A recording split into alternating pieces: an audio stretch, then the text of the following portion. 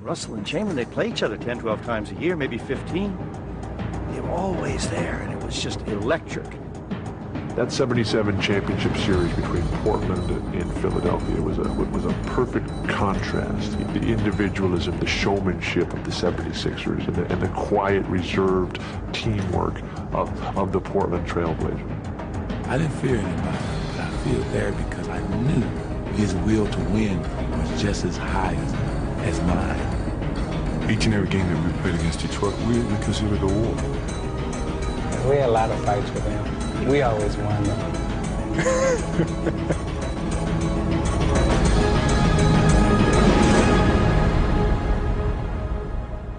Throughout NBA history, the league's rivalries have produced its most compelling dramas. And over the next hour, we'll relive some of the classic battles between basketball's arch rivals. We'll look back at the memorable matchups, not only between teams like the Bulls and Pistons, but also between players, including Larry Bird and Magic Johnson. But we begin with the league's first great individual rivalry. It had everything. It was the irresistible force against the immovable object. It was overpowering offense against dominating defense. Quite simply, it was Wilt Chamberlain against Bill Russell. The rivalry between Chamberlain and Russell was something that I don't think any sport, any team sport, has ever had. We'll go over the history of the NBA, the first 50 years. That's probably as dramatic a matchup as you've ever seen any time. It was a classic confrontation. The greatest offensive player ever and the greatest defensive player. In 1956, 6'9" Bill Russell took the court for the Boston Celtics, and basketball would never be the same. I went around my man, go to him for a layup, and he blocked a couple of shots on me. And then the next time I got around him, I missed a layup looking for him. He would shut down the basket, completely shut it down. Every shot went up, he took it away. Russell blocked shots without blocking them because people wouldn't take shots because they were afraid to take them. He changed the whole game. When Wilt Chamberlain joined the Philadelphia Warriors in 1959, he didn't seem too concerned with Russell. I think it would be a period of orientation for me, of course, like it is for every newcomer in the NBA, but I think in the long run I'll be able to handle myself man-to-man with almost anyone in the league. The 7'1" Chamberlain statement would prove to be an understatement. His size and his strength and his athletic ability, he dominated the sport. You've never seen anything like it before or since. He averaged 50 points a game one season. That's his average, 50, every game. Wilt and Russell were each brilliant in their own way. They gave a face to a sport struggling for an identity. They were the league. People paid to see Russell and Chamberlain because that was the great duel. It was like two titans of the game meeting, and you'd have headlines, Russell versus Chamberlain, and the papers and the fans and everyone played this up. They were household names. They were on the cover of magazines. It seemed to me, every Sunday, we'd be on national TV, and I'm playing against Wilt. And at that time, there were 3 channels. So the percentage of the population that would see it is much greater than like now when you got 500 channels. But as they began to wage their battles on the court, they became friends when they stepped off it. He'd come to my house at Thanksgiving, and he'd bring Sam Jones and Casey Jones, and they'd have dinner. My mother would cook them dinner, and then Bill would go up to my bed and fall asleep. When he'd come back down, my mother would say, "Now, William, you take it easy on my son tonight." They'd go out there and they'd beat us, instead. And then, well, my mother would say, "Bring on, invite him to dinner, no more." No more. But the same thing, we used to go to Boston. We were very, very, very, very close.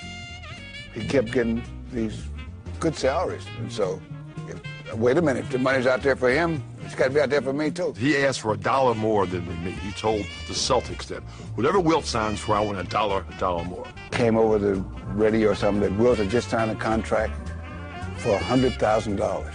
When we heard this, I was talking to Red Auerbach, and we were talking about my contract for the next year.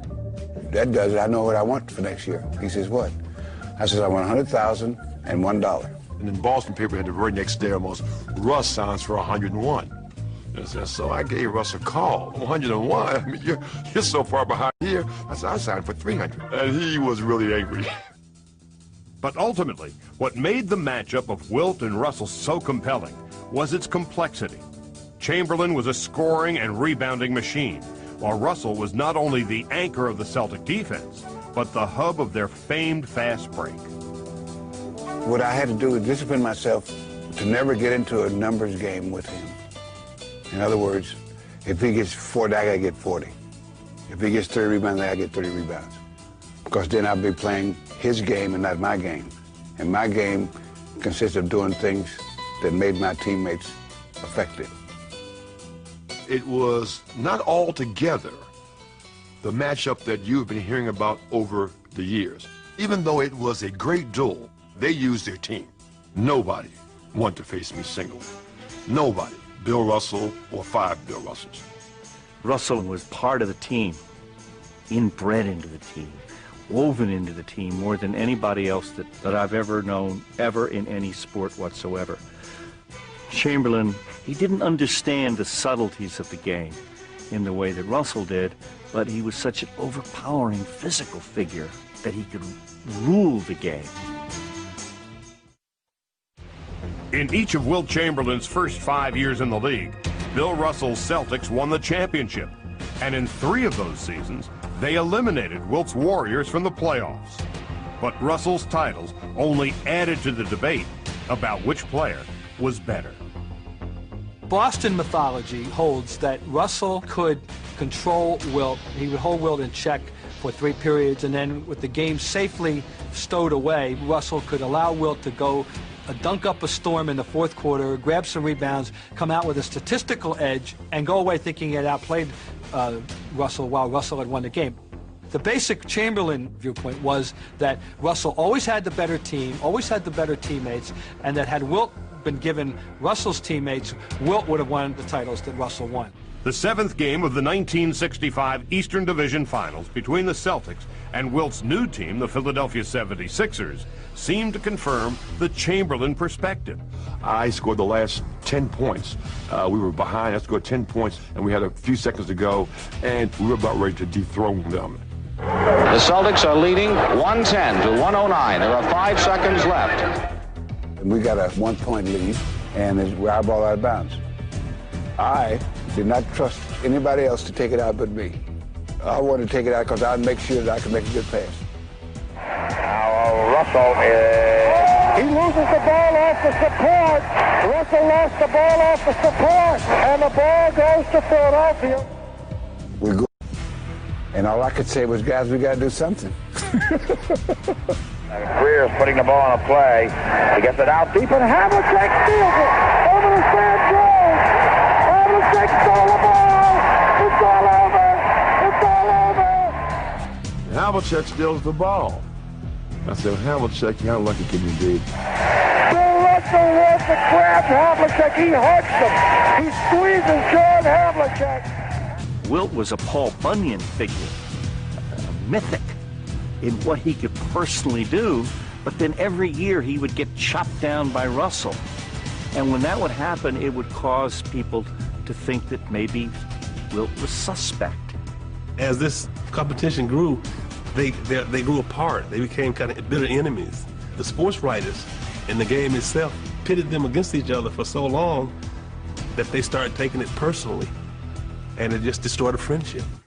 In 1966, Chamberlain again lost to Russell in the playoffs. But in 1967, Wilt's Sixers recorded the greatest regular season of their time. For Wilt, however, there was only one goal. When we played Boston, he would get irritated. And you know that he wanted to beat Russell. It wasn't about beating the Celtics. He wanted to beat Russell. And until that happened, you know, he wasn't a complete player. Wilt would finally get his revenge as the Sixers steamrolled the Celtics in the playoffs on their way to the title. Now the Celtics on the brink of defeat for the first time since 1956. Gamely trying, but they did not have it here in the second half. No one could say that, hey, someone with a lucky shot, whatever. I mean, we were the best team out there. We were better than anybody any year. Wilt now seemed on the verge of creating a dynasty of his own, as the Sixers led Russell's Celtics 3-1 in the 1968 playoffs. I can remember standing up before that 5th game and looking down at the Celtics practicing, and Auerbach talked about Russell in the past tense, how great he was. I don't want you to forget how good he was, Frank. It was over as far as they were concerned. And they went out and they won that game. They went back to Boston, and they won there, and Russell came back, and in the final game, the 7th game, Wilt didn't take a shot in like the last half of the game. It just began to crumble. Russell's title in 1968 was like a miracle, but in 1969, he seemed to have run out of them. As Russell's aging and injured Celtics would face Wilt's new team, the powerful Lakers, in the finals. With guys like Jerry West and Elgin Baylor, I feel very, very happy that I'm being traded to a team that I believe may stand a chance to go down the record as one of the best teams in basketball ever. Even as the Celtics pushed the Lakers to a 7th game, no one believed that Russell could beat Wilt this time. No one, except Russell. I can't help but wonder, how do you feel about going into another 7th game, this time on somebody else's floor? We've done it before. I told my guys, the Lakers cannot beat us. It's not something that can happen. They can't beat us. And they didn't. In what was to be Russell's final game, he would score only 2 points, but would manage to do just enough to frustrate Wilt and add a strange yet fitting climax to the game's most fascinating duel. No way should we have lost to Boston. Just no way. I mean, I still don't know how we lost to Boston. It's a mystery to me. And the Celtics, they have done it again. A spectacular finish. Chris, I'm here with Bill Russell. Bill, this must have been a great win for you. Jack. One more time. I know it's hard to say what's in your mind right now, Bill. I decided early in my career, the only really important thing was to try to win every game. Because when you get through, they can't say, well, he was the best shooter, he was the best this, or he's the best that, or he was this guy was better at this, this guy was better at that. The only thing that really mattered to me was who won. I can look back on my career, and there was 5 7th games. 5 times I lost with a combination of 9 points. Think about that. 7-game series, 9 points going the other way, I would have had 5 more world championship rings. But the only thing that I can tell you is that if Bill Russell walked down the street during those days and some average person saw him, you know what they would say? Hey, Wilt. And wherever he went, they all called him Wilt. The name, they all knew. Now, how do you think you would have felt if you were like the hub of 10 world championships and people were still calling you by somebody else's name? In the early 1970s, the National Basketball Association was competing with the rival American Basketball Association. The ABA offered a flamboyant form of the game, and it had the sport's most entertaining star, Julius Erving. It wasn't Julius Erving, it was Dr. J, which meant when he got on the floor, on the court, he operated on guys. Without question, without any doubt, the absolute greatest forward that has ever put on a pair of basketball shoes. He wasn't just its biggest star, he was the league. Then in 1976, in part to acquire the doctor, the ABA was absorbed by the NBA. When the leagues merged, Erving was acquired by the Philadelphia 76ers. Erving joined a 76er team that was as wild as he was. They are the Philadelphia 76ers, the greatest collection of individual talent ever assembled on one basketball team. The 76ers were really the team, I think, that really brought that other style, brought that other energy into the NBA. Because not only did they get Dr. J, they also had George McGinnis, who was also a very free-flowing kind of player. They had Darryl Dawkins. So the 76ers were really like this traveling circus. I had the rub roaster, the bun toaster, the turbo sexophonic delight dunk, which you go up, swivel your hips a little bit for the girls. People used to get mad, and this is no lie. People used to get mad when they missed our layup line.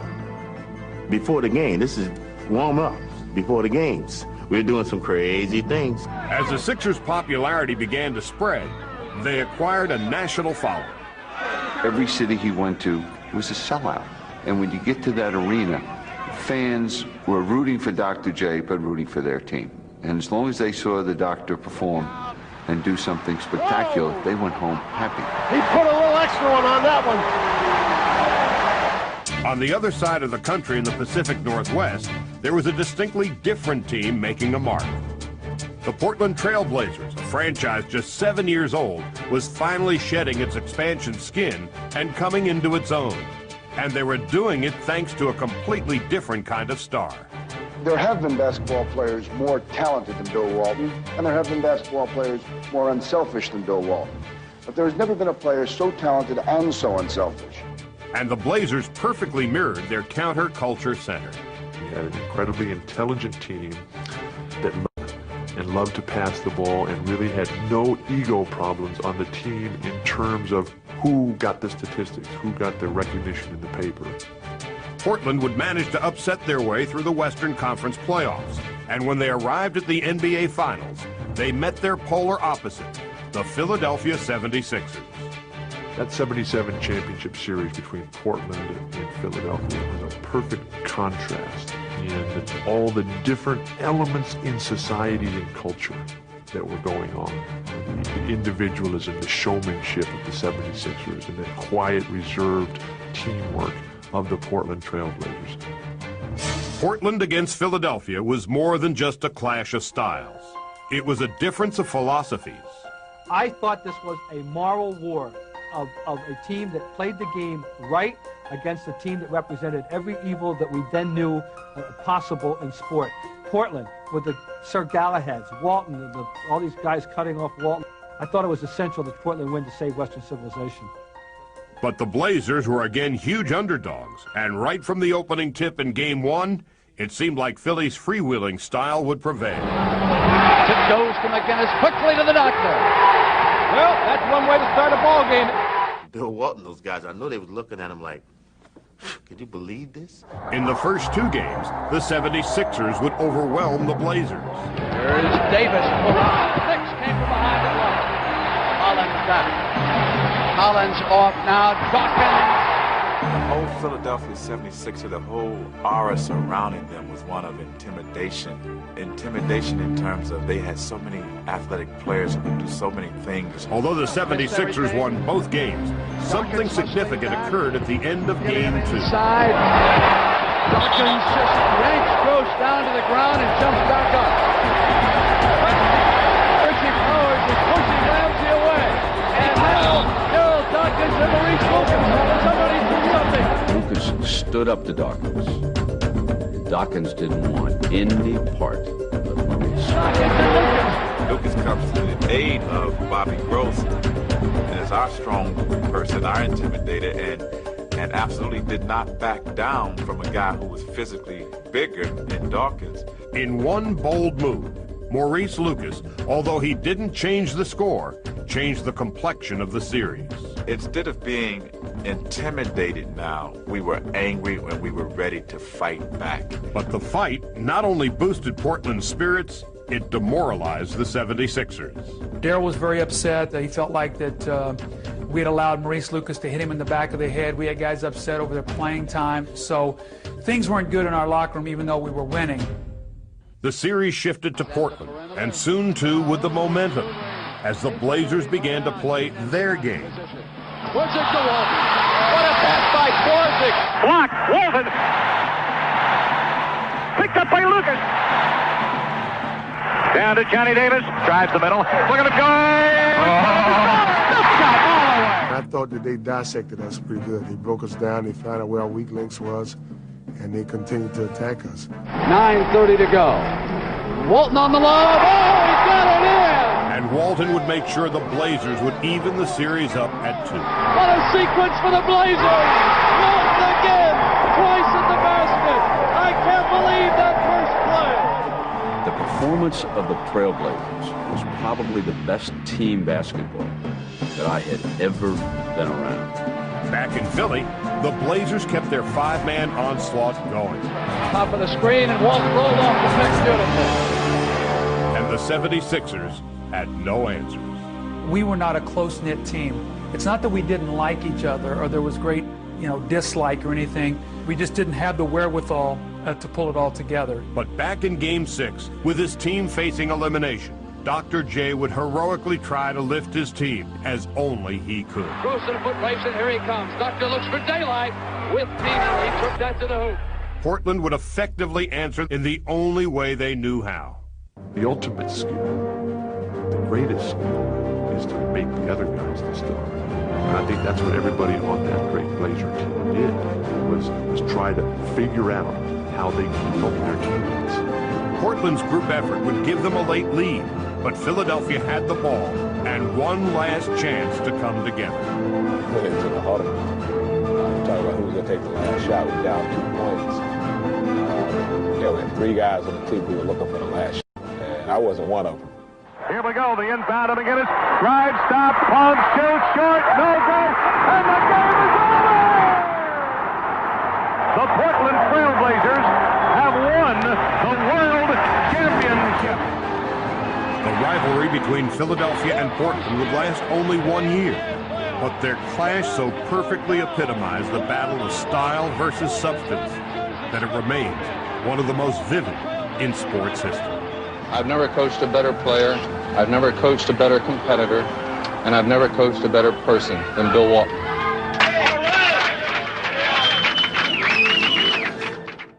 Everything that I always wanted in myself, to believe in myself, here's the guy, I'm looking right at him. And I always get excited about talking about Larry Bird.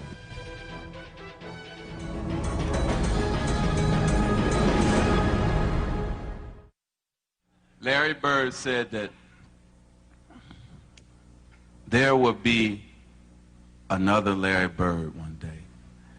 And Larry, there will never, ever, ever be another Larry Bird.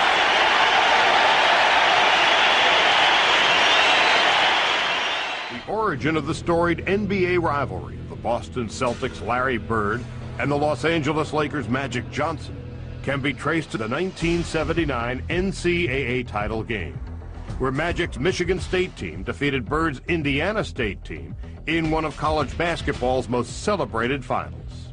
The meeting would eventually become more significant than the outcome, as 7 months later, Magic and Bird would join the NBA together and begin to energize a league that was waning in popularity. Comes Magic. A beautiful pass by the rookie. Magic Johnson, a 6'9" lead guard. I've never heard of things like this. Magic is straight down the middle. Still going, still going. Oh! Highlight film! Larry Bird probably should have been a power forward. He was like the lead guard. Advantage, Bird on the drive. Look at that pass. Oh, what a show! Oh, what a show! These guys changed the game. In his very first season, the 20-year-old Magic would lead the Lakers to a title. And the most valuable player is Magic Johnson. He starts at center, plays forward, and Bird would respond the next year as he brought championship glory back to Boston Garden.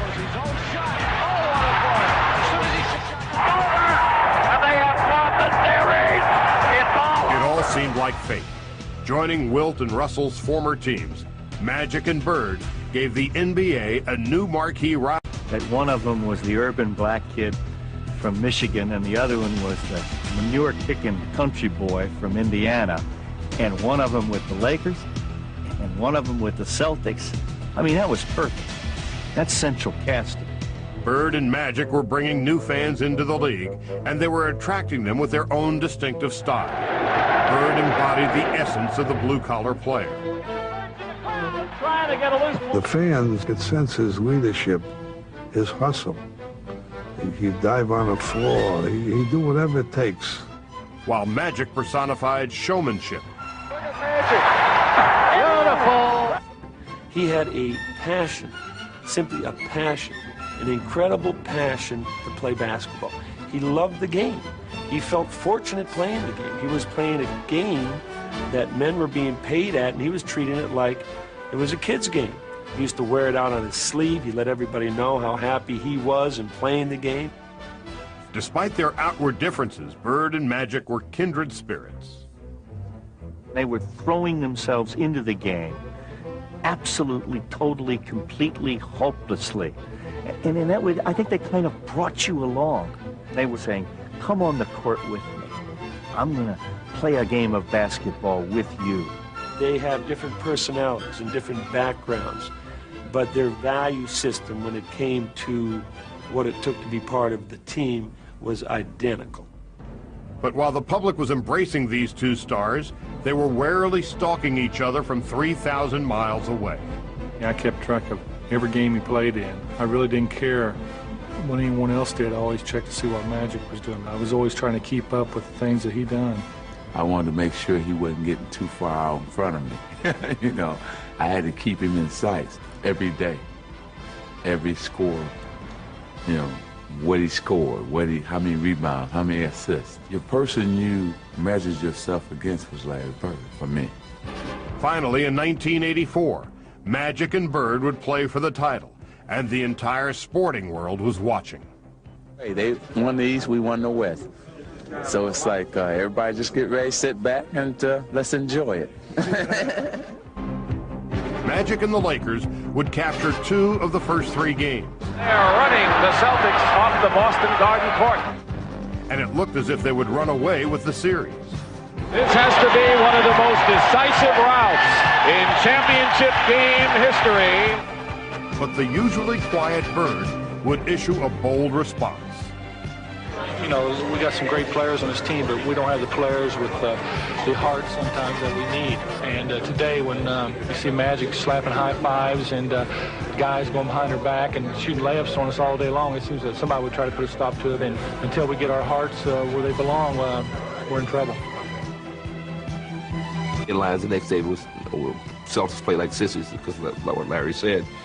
And it was like the most incredible thing, because we saw that article, and it was like we couldn't wait to get back. Here's Kareem, outlet to Worthy, Rambit. And you knew this was going to happen. You could see it coming. I was the leader of the Boston Celtics, and I knew that. My teammates knew that. So they was looking for direction, and that's what I tried to give them. Led by Bird, the Celtics would push their way back into the series. Here's Magic, off the mark. Lakers had several chances, and here's Larry Bird chugging down the court. And Larry Bird, for his credibility and for his highlight and for him to be who he was, he had to beat Magic Johnson during that particular series. But while Bird rallied his Celtics, Magic faltered in the series' crucial moments. Be sure they won't let the time run out this time, as they did in Game 2. Magic takes the ball, and Magic throws it away. 3 seconds, intercepted by Perry. The Lakers trying to cut it to 1. And he loses it. I pride myself in being one of the best players to ever play in this game in the clutch situation, in the pressure situation, and I didn't come through for my team. The Celtics would beat the Lakers in 7 games. The Boston Celtics are the NBA World Champions.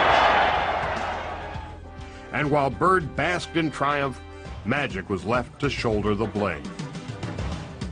I had never lost in a situation like that. So that's the first time I actually had a chance to cry, you know, after the game, and really say, man, that was my fault. You know, I'm sorry. You know, you turn to the guys. The 1985 finals would provide Magic with an immediate chance for revenge. And this series, he would be the one to rally his team. Great assist for Magic Johnson. We weren't going to let Larry Bird and his crew beat Magic and his crew. It was just that simple. And as they headed to Boston for Game 6, Magic looked to make his Lakers the first team in finals history to eliminate the Celtics on their home floor. Coming in the Boston Garden and the old building and seeing Red sitting up there, just knowing that the crowd, you could just feel the crowd. I mean, everybody's sweating already. The game is still half hour away. This time, however, Magic would triumph at Bird's expense. This man, Magic Johnson, played this season with a mission for the Lakers, and it's about to pay off. Magic would not only exercise his own demons, but those of Lakers fans. We wasn't playing just for ourselves. We were playing for all the other Laker teams that never beat the Celtics, and all the fans of the Lakers.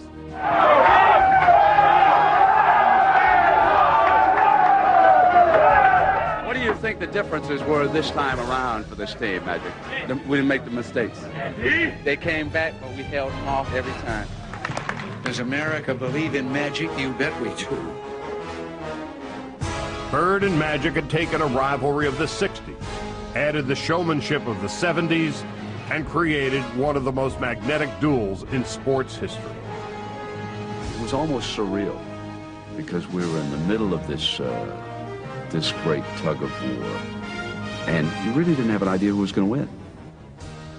Okay, can we proclaim Larry Bird the greatest player of all time? Okay, I wrote that story in 85, 86. Then we all watched Magic in 86, 87. Well, should we rewrite that now? Yeah, I think I probably wrote that story too. Each season, Bird and Magic seemed to push each other to new heights. In 1986, Bird won his third consecutive MVP and the title. In 87, Magic would be named the most valuable player, and he would face Bird in the finals one last time. When we caught them in '87, we knew they were hurt. We were younger, and we had a little bit more firepower. But they still had Larry Bird. In some ways, Bird was never more heroic, as he desperately fought to keep his Celtics in the series. In the pivotal fourth game, trailing 2-1, he would give Boston the slimmest of leads with time running out. Larry Bird with a big three-point bomb. They up one. Coach Rowdy called to play for Kareem. And I got it, and Kevin McHale basically switched out. I saw that Magic was going to, take the last shot. I could see it in his eyes. I could see him say, like, this is not happening. And so I got to go. 5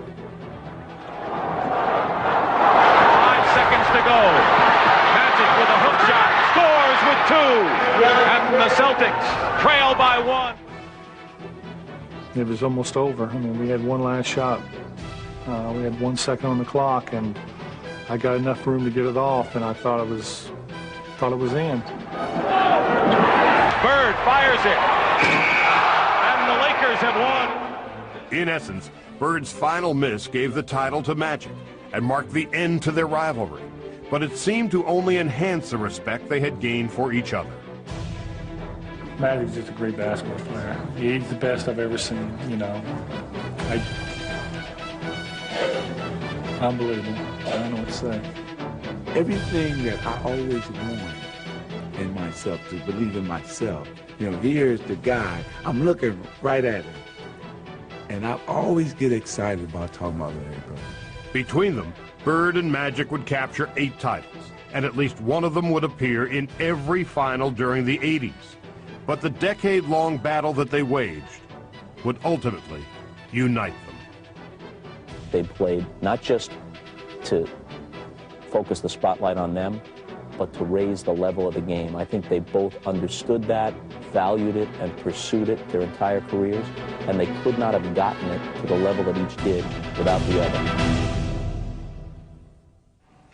And last but not least, this is mine, and I signed it to you, to the greatest basketball player ever, but more important, a friend forever. And I appreciate that.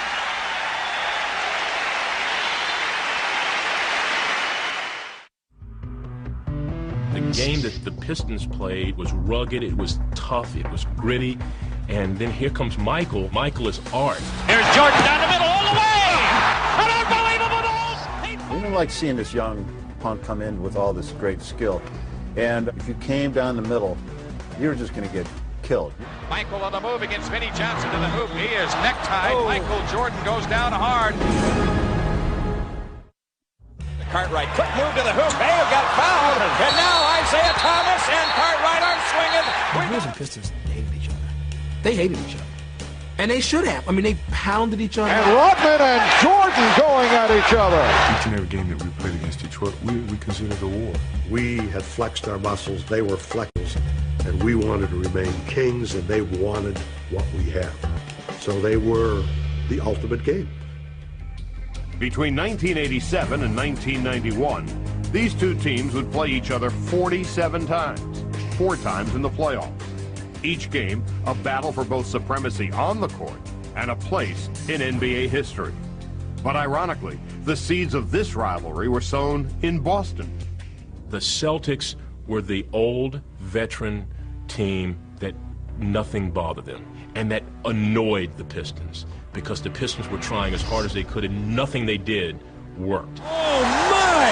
What a mistake by Detroit! Then they jumped over the Celtics. Isaiah sideline. It's through! They became the bad boys, and then along comes this team out of the Midwest in Chicago, and the Pistons treated the Bulls the same way the Celtics had treated them. These young kids don't have what it takes. We knew they were out there, we knew they were up and coming, but at that point in time, we just dismissed it because we knew they couldn't beat us. While Detroit may not have considered Chicago a legitimate threat in the Eastern Conference, they still had reasons not to like them. The game that the Pistons played was rugged, it was tough, it was gritty, and then here comes Michael. Michael is art. Here's Jordan down the middle all the way! An unbelievable ball! We didn't like seeing this young punk come in with all this great skill. And if you came down the middle, you were just going to get killed. Michael on the move against Vinnie Johnson in the hoop. He is necktied. Oh. Michael Jordan goes down hard. For Piston captain and Chicago native Isaiah Thomas, beating Jordan and the Bulls was personal. Isaiah was a great star in Chicago. He was the athlete Chicagoans were maybe most proud of. Michael walks and just takes Chicago away from him. You know, you come home and your hometown fans despise you. That must have been tough to take. It affected me because as a kid, I always wanted to play for the Chicago Bulls. But I loved it. I mean, I enjoyed it because we were always beating those guys. Detroit realized Chicago had a more athletic team than they did, so they induced the younger, more fragile Bulls into a physical and psychological battle that would shape the rivalry for seasons to come. Nice play. And Lampier taking a shot at Paxson, who did not like it. It was almost like they bullied us and pushed us around. We always kind of felt like we had to challenge them and stand up to that, and that wasn't really who we were. It was fun to get them off their game. That's how we got off. We were a very cerebral team. We loved to play the mental games. Rodman would punch Pippen in the face or he'd hit him in the chest. He would so upset him, so infuriate him. Pippen couldn't play in these games. They're so concerned about showing that they're men and they're physical and they're not going to back down. You know, they weren't really thinking about how we're going to execute and beat these guys. Detroit and Chicago would meet for the first time in the playoffs in 1988. And the Pistons were determined to make sure the Bulls and the league's newly crowned MVP knew who ruled the Eastern Conference. On the switch, Jordan clobbered, and the Pistons want to make Jordan pay. Detroit's game may have lacked artistry, but it was effective, and they dismissed the Bulls in 5 games. And the Pistons have now a return trip ticket to the Eastern Conference Finals. The 1988 series, however, was merely a prelude of things to come. In 1989, Michael Jordan would lead the league in scoring for the 3rd straight year, and he would lead Chicago on a remarkable run to their first Eastern Conference Finals. Hey, the Bulls win! They win! But waiting for Chicago were their old friends, who had a new twist in their plans to stop Jordan and the Bulls. He's the focal point of everything they do, so let's just break down what they do, and then let's give them different looks. So Chuck says, yeah, you know, let's make a set of rules just for this guy. The set of rules came to be known as the Jordan Rule, and the Pistons considered them classified information. Jordan Rule? The Jordan rules. Is that something you guys made up? You know what? The Jordan Rules was just a whole lot of help. Jordan over 4 players, and Sally came away with it. The rules were more than defensive schemes, however. They were part of a grander psychological plan. they always played into that. Michael wanted to do it all. Michael tried to score it all and played it against him. I mean, he was like a warrior that said, all right, they got 3 people, take the balls. My ego was in, because I don't want a team to seem like they can dominate, but dominate us as a team. When Chicago and Detroit met in the 1989 Eastern Conference Finals, Jordan was determined to prove that the Pistons and their Jordan rules could not stop him.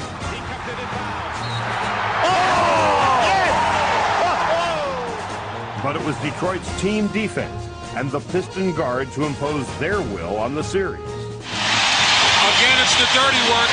Detroit wants it more at this point.